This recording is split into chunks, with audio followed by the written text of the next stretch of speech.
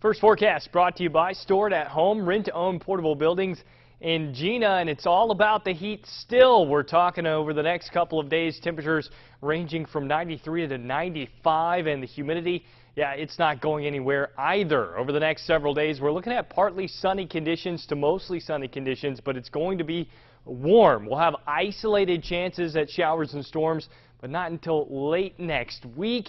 And overnight tonight, clear and very, very humid. About 69 to 70 degrees thanks to our dew points being way up there. We are seeing a little bit of a transition as we go through the next couple of days into next week, but it's not really going to change our temperatures. We'll be talking about that transition and rain chances all coming up in just a few minutes. Your ABC 31 News starts now.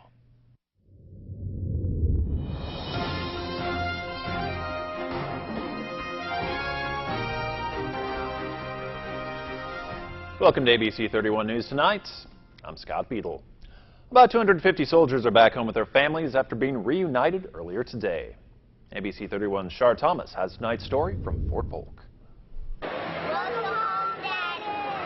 It has been 9 long months since hundreds of families hugged their loved ones. Very exciting. I have no idea. Been waiting months and months. More than 200 soldiers from the 3rd Brigade Combat Team 10th Division returned back from Iraq. Family members have spent months looking forward to this day. A feeling of relief and happiness came over Persia Jackson as she was reunited with her husband. So excited. It's just been a long time. It's been a long time, a long time, and I'm just so glad to get home and get my glasses to be home. Being separated from family and friends is never easy, but Jennifer Hill says she is happy her son is alive. And it's better to be back safe. So I'm very thankful for that and blessed, and it feels awesome. Shar Thomas, ABC 31 News. Welcome home, and thank you for your service. Alexandria police arrest a woman for the Sunday stabbing of her boyfriend on Ridgewood Drive. She's 28-year-old Kristen Lavasphere of Alexandria. Police say she stabbed the man in the arm, and he did require medical treatment on the scene. They also say a 2-year-old child was in the home at the time. The woman is charged with aggravated battery. On average, about 100 hours of video are uploaded to YouTube every minute, and that number just continues to grow. ABC 31's Joanna Phillips spoke with a local YouTuber about how he got his start on the site and how he's working to grow his channel. With over 1 billion active users each month, it may seem surprising that there are still some who aren't exactly sure about the concept of YouTube. YouTube is a video sharing website where people get together and share any video they want for free, and you can even get paid for what you do if you get a certain amount of watched minutes or subscribers. It's used worldwide, and even here in central Louisiana, a few users are working towards becoming internet celebrities. I got into YouTube recently with my other channel, Wild Road Gaming, and we had just been gaming and stuff and recording it and putting it up, and then I started my own solo channel, Judd Rudd's, and I've always loved editing. I've always loved making people laugh because I'm a comedy channel, and I just love making videos. In order to gain a profit on YouTube and get your videos monetized, you need 4,000 hours watched and 1,000 subscribers. I really just want everyone to enjoy my content, and I want to be one of the big names. Like I guess the biggest YouTuber is PewDiePie. He has over 50 million subscribers. He makes a lot of money. I'm not really sure how much, but I do want to be out there one day, and right now I have 106 subscribers, and hopefully to have more very soon. To learn more about YouTube and local up-and-coming users like Jude Rhodes and his channels, Judd Rudd's and Wild Road Gaming, just head over to youtube.com to explore and subscribe. Joanna Phillips, ABC 31 News. A lot of local businesses are looking forward to attending the Cenla Chamber of Commerce's annual Busy Awards next week. The 6th Annual Busy Awards will be on Friday, June 15th, and that's going to be at the Holiday Inn downtown Alexandria for the first time. So we're excited about the venue, and it is going to be a fabulous event, as it usually is. Lots of great companies and industries nominated this year, as are some nonprofit categories, lots of other fun categories like the curb appeal and the marketing and such. So we're looking forward to that. Get your table, get your tickets. It's time to book those now, and call the chamber or go online to do that as well. And for more information, you can contact the Central Louisiana Regional Chamber of Commerce. Well, if your squash plants are beginning to show some problems, don't panic. On this edition of Get It Growing, guest host and LSU Ag Center specialist Kiki Fontenoy suggests some strategies for rejuvenating those squash plants so they're at their best. Hi, we're here today to talk about some common squash problems many home gardeners probably are seeing this time of year in their garden. As you can see here, we have several lovely squash plants that are planted right here in the Botanic Gardens at LSU Ag Center at Burden in the Children's Garden. The foliage is nice and green and lush, except for every now and then you'll see a few leaves that just look like this, blotchy yellow leaves. What we're seeing here is a magnesium deficiency, commonly cured by your everyday household Epsom salts. 1 tablespoon of Epsom salt per plant, applied anywhere around the plant. It does not have to be around the entire plant, just placed next to it, but not right at the base of the plant, and immediately watered in will cure this problem right here. We may not see some of these older leaves darken up, and if in a week or two you don't pinch them off, apply 1 more tablespoon of Epsom salts, water in, and the rest of the foliage will continue to stay nice and dark green. We have one other problem I'd like to show you today, and that is some pollination issues. Right here we have the ends of the squash starting to rot. That is not because of blossom end rot as commonly seen in tomatoes and other fruit. This is when the whole flower is not all the way pollinated, and so the squash will not form. You can tell the difference because the whole entire squash is wrinkly all the way up to the top. Blossom end rot would be firm at the top and wrinkly just at the bottom. You can salvage this problem by planting flowers in the garden and attracting as many pollinators as possible. For Get It Growing, I'm Kiki Fontenoy with the LSU Ag Center. For more information on other lawn and garden topics, call your closest Ag Center or visit that website on your screen. Father's Day is coming and the sweepstakes are on. You can win meat for a month courtesy of Town & Country Meats. Visit us at KLAXTV.com or on Facebook or Twitter to enter. Town & Country also has meat package specials for the freezer. All the quality at wholesale club prices. For more information, call or stop by the store on Lake Charles Highway. Enter to win a $300 gift card for free meat just in time for Father's Day from Town & Country Meats and KLAX-TV. When temperatures rise, some don't always have the luxury of turning on a thermostat. That's why KLAX-TV and area businesses have teamed up to form the Spring Fan Drive for the elderly. You can help by dropping off a fan at a location near you. Fans will be collected and distributed by each parish's Council on Aging provider. Remember, keeping cool isn't something that comes easy for everyone. Help us to bring some relief from the summer heat to those less fortunate.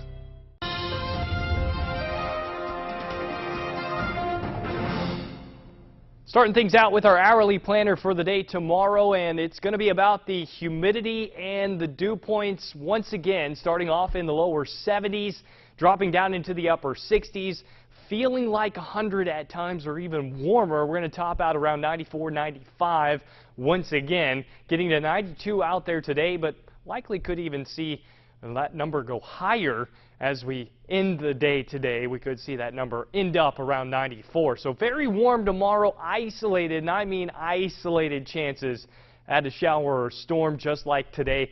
I put it at 20% or less for the day tomorrow, and that continues. Don't even have green on the map out there, but right along the Gulf Coast, we're going to have just enough flow, and it's going to be hot enough that there may be an isolated shower or two, but the best chance of rain is going to be well off to our south and east. It's all about the heat out there, not just for tomorrow, not just into the weekend, but even as we go into next week. I showed you this map yesterday with just a little bit of change today. You notice just how far north the jet stream goes, well into Canada and even off of the screen.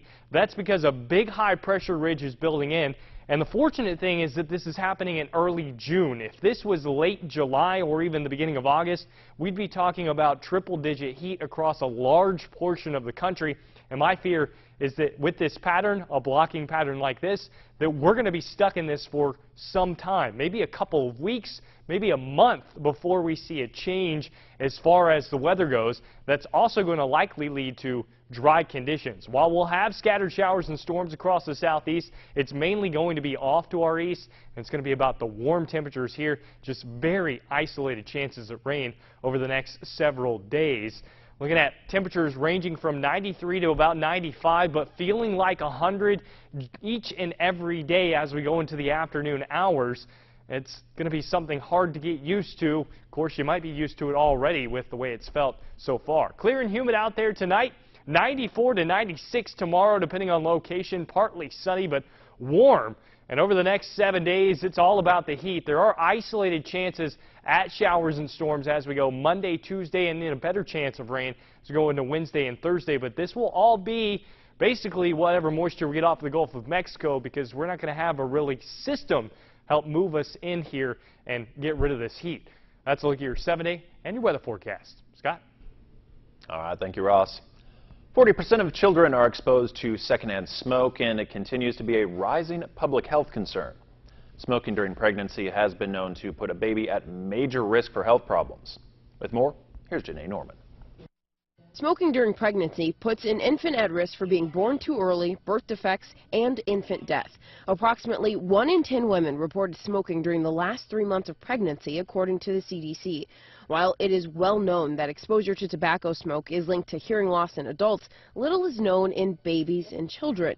Researchers out of Japan sought to study mothers who smoke during pregnancy, after pregnancy, and expose their babies to secondhand smoke 4 months after birth to see if their babies were at an increased risk for hearing impairments at the age of 3. They conducted a cohort study of 50,000 children exposed to smoke, finding that any exposure to tobacco smoke was associated with a 38% increased risk of hearing impairments. And believe it or not, the association was stronger for exposure to tobacco smoke before birth than after birth. The risk of hearing impairment was 135% higher for mothers who smoked during pregnancy and exposed their babies to secondhand smoke at 4 months when compared to mothers that did not smoke. The risk was 68% higher in mothers who smoked during pregnancy, 26% higher for mothers smoking after birth, and 30% higher in those just exposed to secondhand smoke. Only one doctor brings health right to your home. Every day is a new chance for change, and everyone can start right now. Make an appointment with Dr. Oz. Check in for your daily checkup. When a case seems unsolvable, they see the incredible. Murder, motive, secrets. Bones Weekends. Watch Bones weekends on KLAX ABC31.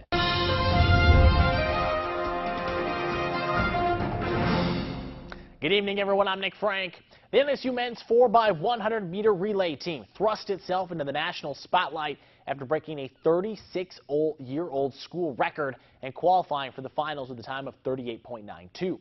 It was the 6th fastest time among the 24 semifinalists and will set up the Demons for a shot at a national title. It was a great feeling. I was handed stick off the tray, and I knew we were going to run something fast, something faster than we ran in Florida. And when I saw the 38 pop up, I was beyond excited. I was yelling, you know, let's go, Trey. And it's good to have this team composure. It's an emotional moment out of lane 8, especially not having a fast lane. We did that. Me and Kiav handoff can be fixed. But overall, we ran a technical race, and we made it to the finals, which I'm very, very proud about that. A day after David Fry was taken in the 7th round of the Major League Baseball draft, the Demons saw their second player taken. Senior outfielder Quan Adkins was taken in the 30th round by the San Francisco Giants. Adkins hit .321 on the year with 3 home runs and 27 RBIs. He also added 6 outfield assists and started all 62 games for the Demons. For the first time ever, an LSU A baseball player heard his name called during the MLB draft. Junior pitcher Brian Metoyer was the groundbreaker after being selected by the New York Mets in the 40th round.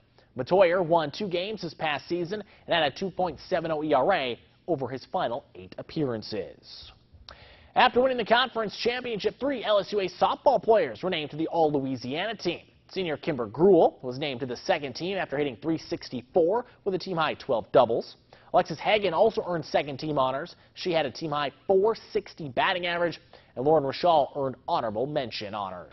Thanks for watching. Have a great night.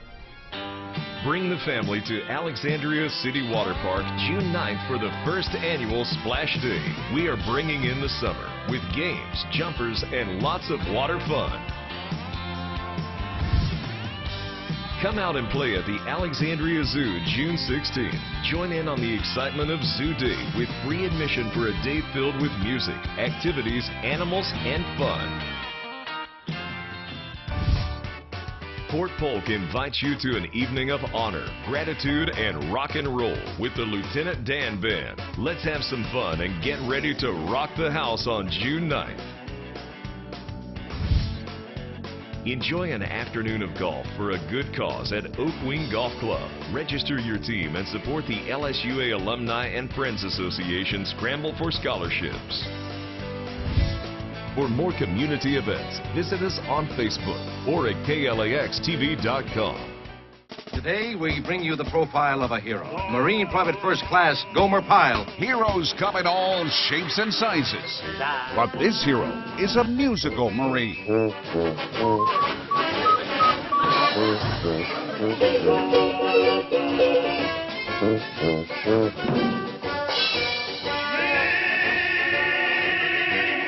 Gomer Pyle. Airs weekdays at 8 on MeTV Alexandria.